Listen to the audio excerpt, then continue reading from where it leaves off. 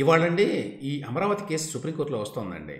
తెలుసు కదా! అమరావతి మీద ఏపీ హైకోర్టు అప్పట్లో జగన్మోహన్ రెడ్డి గారి ప్రభుత్వానికి లేక రాష్ట్ర ప్రభుత్వానికి క్యాపిటల్‌ని మార్చేటువంటి అధికారం లేదు అని చెప్పి ఇచ్చింది అప్పుడు ఒక బెంచ్. దాని మీద వీళ్ళు స్పెషల్ లీవ్ పిటిషన్ వేశారు. అయితే ఆ స్పెషల్ లీవ్ పిటిషను ఇంతవరకు విచారణకు రాలేదు. ఇవాళ వస్తోంది మళ్ళీ. ఎవరు న్యాయమూర్తులు అంటే జస్టిస్ సంజీవ్ ఖన్నా గారు, జస్టిస్ దీపాంకర్ దత్తా గారు. 3 పిటిషన్లు ఉన్నాయండి ఇందులో. ఒకటి స్టేట్ ఆఫ్ ఏపీ వర్సెస్ రాజధాని రైతు పరిరక్షణ సమితి, ఇంకోటి అమరావతి పరిరక్షణ సమితి వర్సెస్ యూనియన్ ఆఫ్ ఇండియా, ఇంకోటి Mannava Ramesh versus union of India అని 3 ఉన్నాయి. మూడిట్లో కూడా వీళ్ళు న్యాయమూర్తులు వీళ్ళిద్దరూ ఇవాళ మళ్ళీ వస్తోంది. వాళ్ళు గతంలో కూడా అంత తొందరే ఉంది ఈ పిటిషన్ అని చెప్పి అన్నారు.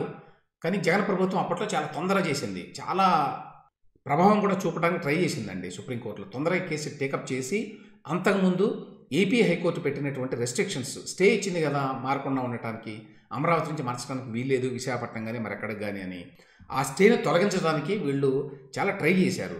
కానీ ఎందువలన సుప్రీంకోర్టు దాన్ని టేకప్ చేయలేదు. ఇది అంత తొందర ఏమీ లేదు అని చెప్పారు. ఇప్పుడు ఇవాళ టేకప్ చేస్తున్నారు. ఇవాళ విచారణకు స్వీకరిస్తారా లేకపోతే మళ్ళీ దీన్ని వాయిదా వేస్తారా అనేది తెలియదు. మోస్ట్ ప్రాబబ్లీ ఈ ఎన్నికలకు ముందు 2024 ఎన్నికలకు ముందు ఈ అమరావతి కేసు సుప్రీంకోర్టులో తేలేటువంటి అవకాశం లేదు అనేది న్యాయ నిపుణుల అభిప్రాయం అండి. సో ఇవాళ వస్తుంది కాబట్టి వాయిదా వేస్తారా లేదో చూడాలి మనం. ఇక ఈ సందర్భంలో చాలామంది రిజైన్ చేస్తారు వైసీపీకి. ఇప్పుడు ఇక ఆ భయాలన్నీ కూడా తగ్గిపోతాయని చెప్పాను ఎన్నికల సందర్భంలో. సో ఆల్రెడీ కొంతమంది బయటకు వెళ్ళారు. ఇప్పుడు మాజీ మంత్రి దాడి వీరభద్రరావు గారు ఈయన వైకాపాకి రాజీనామా చేశారు. ఇవాళ టీడీపీ అధినేతతో వీరభద్రరావు గారి కుటుంబం భేటీ కాబోతోంది అనేది వార్త. ఆయన యాక్చువల్గా టీడీపీ ఆవిర్భావం నుంచి తెలుగుదేశంలో ఉన్నాడండి. కానీ తర్వాత అనేక పరిస్థితుల్లో ఆయన మారిపోయాడు.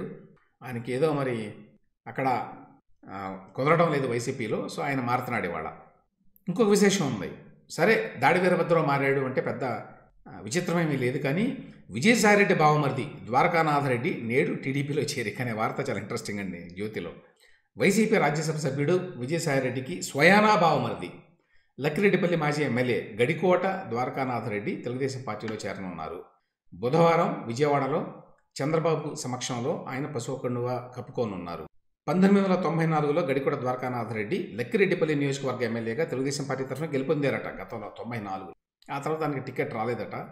అప్పటి నుంచి కొంతకాలం రాజకీయాలకు దూరంగా ఉన్నారు. ప్రస్తుతం ఆయన రాయచోటి టీడీపీ టికెట్ను ఆశిస్తున్నారు. విషయం ఎంపీ విజయసాయిరెడ్డి భార్య ద్వారకానాథరెడ్డికి స్వయానా అక్కట. ఆయన అన్న గడికోట సురేంద్రనాథరెడ్డి ద్వారకానాథరెడ్డితో పాటు అక్క ఆయన అన్న గడికోట సురేంద్రనాథరెడ్డి, అక్కేమో హరెమ్మట. ఈవిడెవరంటే నందమూరి తారకరత్నకు స్వయానా అత్తట. వీళ్ళందరూ కూడా ఇవాళ టీడీపీలో చేరబోతున్నారు. అది విశేషం.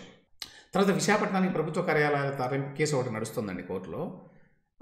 దీని మీద అర్జెంటుగా మీరు టేకప్ చేయండి, బెంచ్ టేకప్ చేయాలి, చేసి ఇప్పుడు సింగిల్ జడ్జి ఇచ్చినటువంటి స్టేని తొలగించాలని చెప్పి జగన్మోహన్ రెడ్డి గారు ప్రభుత్వం కోరుతుంది. ఎందుకంటే ఈ ఎన్నికల లోపుగా ఏదో విధంగా విశాఖపట్నం వెళ్ళినట్టుగా అనిపించుకోవాలి, అంటే పంతం నెగ్గించుకోవాలి అనేటువంటి ప్రయత్నంలో ఆయన చాలా చేస్తున్నాడు.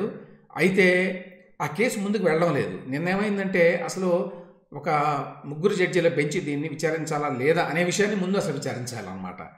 ఆ బెంచ్లో ప్రధాన న్యాయమూర్తితో పాటు జస్టిస్ రఘునందన్ రావు గారు ఉన్నారు. అయితే నిన్న ఆ కేసు వచ్చినప్పుడు విచారణకి జస్టిస్ రఘునందన్ రావు గారు నాట్ బిఫోర్ మీ అన్నారు. అంటే నేను ఈ బెంచ్లో ఉండను, ఈ విచారణ టేకప్ చేయను. ఎందుకంటే ఆయన దగ్గర జూనియర్గా పనిచేసిన వ్యక్తి ఇప్పుడు అమరావతి రైతుల తరఫున వాదిస్తున్న లాయర్లో ఒకరన్నమాట. అందుచేత ఆయన నాట్ బిఫోర్ మీ అన్నారట. సో దీన్ని మళ్ళీ ఇంకొక బెంచ్కి వేయాలి. ఇప్పుడు high court CJ justice Dheeraj Singh Thakur గారు ఆయన నిర్ణయం తీసుకోవాల్సి ఉంది. కాబట్టి ఎంత తొందరగా చేయాలని చెప్పి వీళ్ళు ప్రయత్నిస్తున్నారు, అంత లేట్ అవుతోంది అది. కాబట్టి ఇది కూడా ఈ ఎన్నికల లోపు జరిగేటువంటి అవకాశం లేదండి. ఇంకో కేసు కూడా నిన్న హైకోర్టులో వచ్చింది. అదేంటంటే రఘురామకృష్ణరాజు గారు ఇదిగో వీళ్ళు బోల్డన్ని అక్రమాలు చేశారు ప్రభుత్వంలో ఉండి అని చెప్పి పెద్ద లిస్టును తయారు చేసి ఒక ప్రజా ప్రయోజన వ్యాజ్యాన్ని హైకోర్టులో వేశారు. అసలు దాన్ని టేకప్ చేయాలా లేదా అనే దాని మీద విచారణ జరుగుతోంది.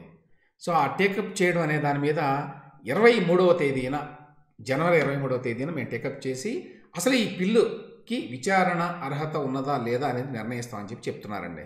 సో అప్పుడు జగన్మోహన్ రెడ్డి గారి ప్రభుత్వం జరిగినటువంటి ఈ అక్రమాల మీద విచారణ ఒప్పుకుంటుందా లేదా హైకోర్టు అనే విషయం మనకు తెలుస్తుంది.